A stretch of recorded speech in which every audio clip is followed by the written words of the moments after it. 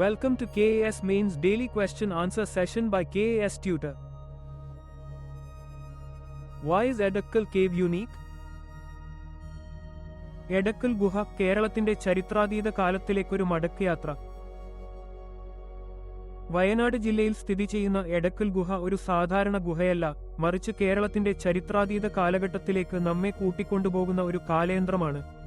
ദക്ഷിണേന്ത്യയിൽ ഏകദേശം 6000 BCE പഴക്കമുള്ള ശിലായുഗ കൊത്തുപണികളുള്ള ഏക സ്ഥലമാണിത്.